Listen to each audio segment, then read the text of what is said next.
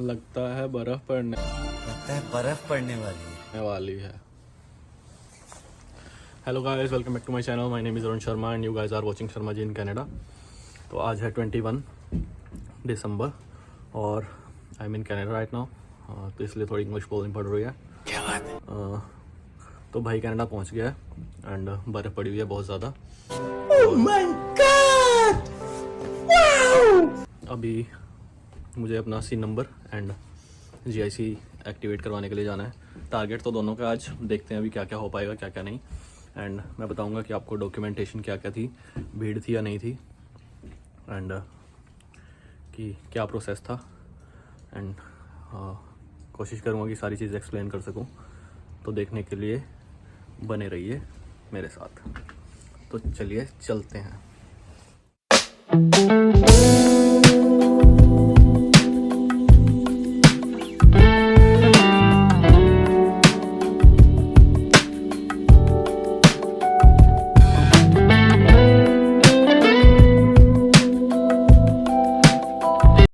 तो इनसे मिलिए, ये है बर्फप्रीत कौर।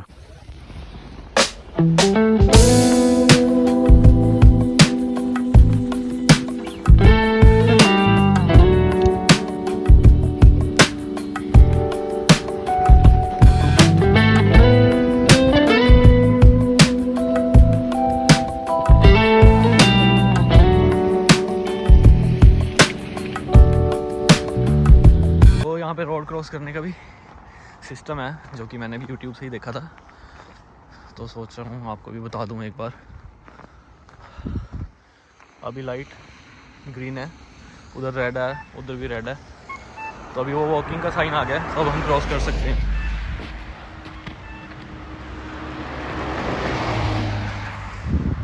अब ये टाइमिंग है हमारे लिए। अभी हमें दोबारा क्रॉस करना है, उधर जाना है, तो उसके लिए दोबारा बटन प्रेस करना पड़ेगा। और जब वहाँ पे वॉकिंग का साइन आएगा तभी हम रोड क्रॉस कर पाएंगे। अभी जैसे ये बटन प्रेस किया, हाय।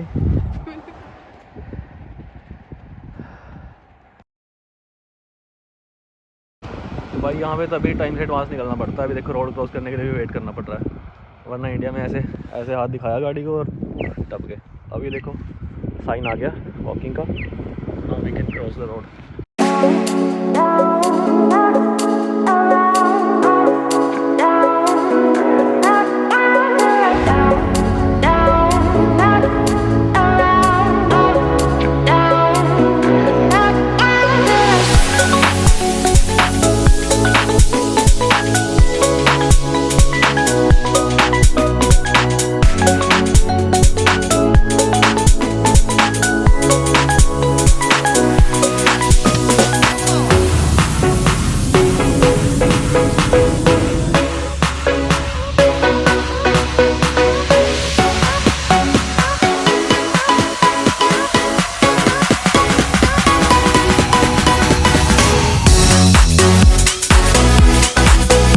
सो हेलो, मैं अपना सीन नंबर लेने के लिए गया था एंड जैसे ही मैं सर्विस कनाडा गया, ज़्यादा भीड़ नहीं थी, बट वहाँ पे क्या हुआ कि मुझे सीन नंबर इशू नहीं किया गया।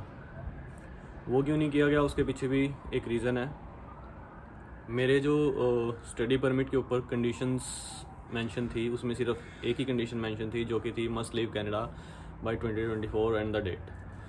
बट ऐसा नहीं है कि जो मेरा कोर्स है उसमें मैं वर्क करने के लिए एलिजिबल नहीं हूँ। पहले मैं थोड़ा घबरा गया था, क्योंकि उन्होंने बोला that condition is not mentioned on your study permits and we can't issue the SIN number until you get it fixed. But what I can do is can give you the appointment for the next date. तो मुझे एक हफ्ते बाद की appointment उन्होंने दे दी और कहा कि आप अपना स्टडी परमिट जो है वो करेक्ट करवा लाइए, IRCC से बात कीजिए। तो आप भी इस चीज़ का बहुत ध्यान रखना। जैसे ही आपको बॉर्डर पे आपका स्टडी परमिट इशू होता है, साथ के साथ उसको चेक करना है। उसमें अगर कंडीशंस नहीं लिखी है, उसमें 3 कंडीशंस रिटर्न होती हैं। एक तो होता है must leave Canada, second condition होती है, मैं स्क्रीनशॉट शेयर कर दूंगा आपके साथ, जिससे आपको पता चल जाएगा कि तीन कंडीशंस क्या क्या होती हैं वो। एंड फाइनली आज धूप निकली है यहाँ पे थोड़ी बहुत, मैं आपको दिखाता हूँ।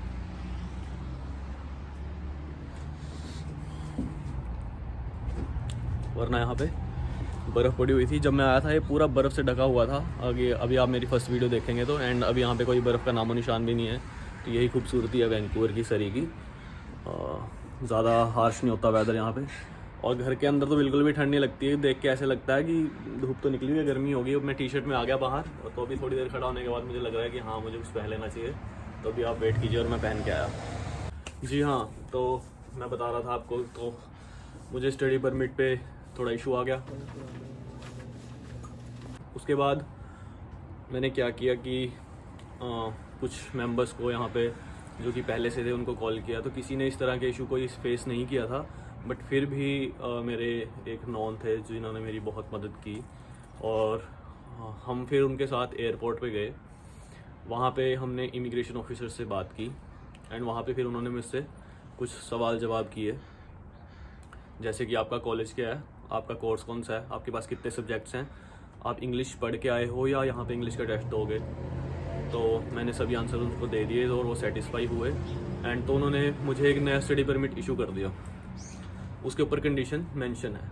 तो अब मैं अपना सिन नंबर ले आया हूँ फाइनली। तो इस चीज़ का ध्यान रखना, जैसे आपको स्टडी परमिट इशू होता है, अगर आपके उस पर नहीं लिखा हुआ है और आपके कोर्स में एलिजिबिलिटी है कि आप काम कर सकते हैं, तो आप उसको तभी के तभी तुरंत वहाँ पे, चाहे आपको 1 घंटा बैठना पड़े, 2 घंटे बैठना पड़े, आप वहाँ बैठे रहिए और जब तक वो ठीक नहीं होता तो वहाँ से जाइएगा मत। मैंने यही गलती की कि मैंने ऑफिसर्स को बोला था कि मेरे स्टडी परमिट पे एक कंडीशन मेंशन है, जबकि मेरे जो क्लासमेट्स हैं उनके पे 2 हैं। तो ऑफिसर ने कहा कि ट्रस्ट मी इट्स फाइन। सो मैंने सोचा कि शायद वर्क लिमिटेशंस नहीं है अब, तो शायद अगर नहीं भी लिखा है तो कोई फ़र्क नहीं पड़ेगा, बट फ़र्क पड़ता है। सर्विस कैनेडा वाले सिन नंबर इशू नहीं करते अगर आपके स्टडी परमिट पे कंडीशन नहीं लिखी हुई है। तो कोशिश करें कि वो कंडीशंस आपके स्टडी परमिट पे लिखी हुई हों। अरे यार, ये देखो मैं घर से लेके आया हूँ और 10 रुपये निकले हैं यहाँ तो पैसे निकलने की खुशी भी नहीं होती। चलेंगे कहाँ हैं, धुले हुए हैं। ठीक है, और यही थी। सिन नंबर हो गया एंड GIC अकाउंट है वो आपका एक्टिवेट हो जाता है। मेरे केस में क्या था, मेरा CIBC में GIC का अकाउंट था। मेरा डेबिट तो जो था वो मुझे घर पे इंडिया में ही पहुंच गया था। यहाँ आके बस मैंने एक हेल्पलाइन नंबर पे कॉल किया एंड उन्होंने मुझसे कुछ डिटेल्स मांगी जो कि मैंने वहाँ पे दी थी। अपनी डिटेल्स होती हैं जो कि पर्सनल डिटेल्स होती हैं, जैसे कि पैन कार्ड नंबर, अपना मोबाइल नंबर जो आपने वहाँ पे रजिस्टर करवाया हुआ था वो आपसे पूछेंगे एंड फिर वो आपका जो है एक्टिवेट कर देंगे debit card. And credit card भी आपके एड्रेस पे आ जाता है। अलग अलग बैंक में अलग अलग सिनेरियोज होते हैं, जैसे कि अब अगर आपका स्कोशिया बैंक में है तो आपको वहाँ पे जाना पड़ेगा एंड बड़ी हेल्पफुल होते हैं यहाँ पे। कोई कुछ नहीं बोलता है, आपको बस जाना है और उनसे कम्युनिकेट करना है। अगर आपको नहीं पता है तो बहुत गाइड करते हैं लोग, बहुत हेल्पफुल हैं। तो यही था। मेरा सिन नंबर भी मुझे मिल गया है और मेरा GIC भी एक्टिवेट हो गया है। और बात करते हैं इमिग्रेशन की। इमिग्रेशन को यार पता नहीं, मैंने भी यूट्यूब पे बहुत सारी वीडियोस देखी थी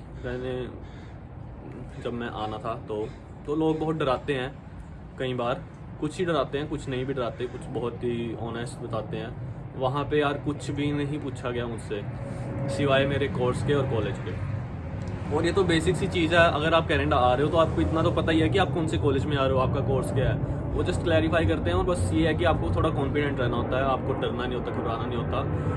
एंड वन मोर थिंग जो मैं आपको बताना चाहूँगा कि आपको क्यों नहीं घबराना होता, डरना होता, क्योंकि वो ऑफिसर्स हैं, वो बॉर्डर सिक्योरिटी फोर्स है, उनका काम यही है कि सस्पिशियस एक्टिविटी को उन्होंने रोकना होता है। तो उनकी टोन थोड़ी हार्श होती है, तो वो बस आपसे थोड़ा सा मतलब उनका वे ऑफ टॉकिंग ही वैसा होता है, क्योंकि उनका तो उनकी जॉब है वो। तो वो आपसे पूछेंगे what's your course, what's your college, are you student here, what's your purpose of visit.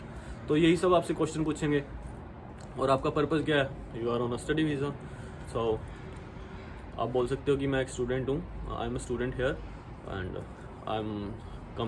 I came here to study and this is my college, this is my course programme, जो भी है। तो बस आपको यही बताना है। अगर वो पूछेंगे तो वैसे तो बहुत ही कम लोगों से पूछते हैं वो, क्योंकि उनके पास इतना टाइम नहीं होता है। बट जब मैं करेक्ट करवाने गया था तब उन्होंने मुझसे काफ़ी क्वेश्चंस पूछे थे, जो कि बनता भी है, क्योंकि वो देखना चाह रहे थे कि उन्होंने सही स्टडी परमिट इशू किया है या गलत किया है, ये बंदा सही भी बोल रहा है कि नहीं। तो मैं गया और उन्होंने मेरा जो है स्टडी परमिट करेक्ट करके मुझे हाफ एन आवर के अंदर अंदर दे दिया था। एंड तो यही था। तो मुझे लगा कि मुझे ये डिटेल आपके साथ शेयर करनी चाहिए। मैंने अपने घर वालों को नहीं बताई थी ये बात। अब वो वीडियो देखेंगे तो शायद उनको लगेगा कि मुझ हमसे झूठ बोलने लग गया। तो ठीक है, बट चलता है। और तो यही थी। I hope this video help you guys. And इस चीज़ का ध्यान रखें कि आपकी स्टडी परमिट पे जो है वो कंडीशंस मेंशन हो। मैं स्क्रीनशॉट डाल दूँगा जिससे आपको पता चल जाएगा कि कैसा होना चाहिए और मेरा कैसा था, और मेरा करेक्ट होने के बाद क्या लिखा गया। मैं तीनों स्क्रीनशॉट डाल दूँगा। भूल गया था, डॉक्यूमेंट्स हैं जो हमें चाहिए स्टडी परमिट के लिए एंड जीआईसी के लिए। वो है हमारा पासपोर्ट, हमारा स्टडी परमिट एंड अपनी एक आईडी अपने साथ रखना, इंडियन आईडी जो भी है वो मांग सकते हैं आपसे। आपकी मम्मी का नाम, कुछ सिक्योरिटी क्वेश्चंस होते हैं जिनके आंसर रखेंगे। वो कहते हैं कि जो आप यूज़ करते हैं वो नहीं रखे, बल्कि जो शादी से पहले थे वो वाले सरनेम आप चूज़ कर सकते हैं, या कुछ भी है। ये सिक्योरिटी क्वेश्चंस होते हैं। कुछ भी आप कर सकते हैं जो आपको याद रहे, जो कि सिर्फ आपको मालूम होने चाहिए। और दूसरी बात कि अपना सिन नंबर हमें किसी को भी नहीं बताना होता, चाहे वो कोई भी हो, सिवाय अपने एम्प्लॉयर के और अपने कॉलेज के। कॉलेज में भी प्रोवाइड करना पड़ता है और अपने एम्प्लॉयर को, जहाँ हम काम करते हैं, उनको देना होता है, जहाँ जो हमें सैलरी पे करेंगे। तो और किसी को अपना सिन नंबर नहीं बताना होता, बहुत ही कॉन्फिडेंशियल चीज़ होती है। इस चीज़ का भी बड़ा ध्यान रखना, ठीक है। And thank you for watching. अगर आपको मेरा कंटेंट अच्छा लग रहा है, आपको लग रहा है कि इन्फॉर्मेटिव है, तो देख लेना, आगे भी शेयर कर देना अगर हो सके तो। बाय।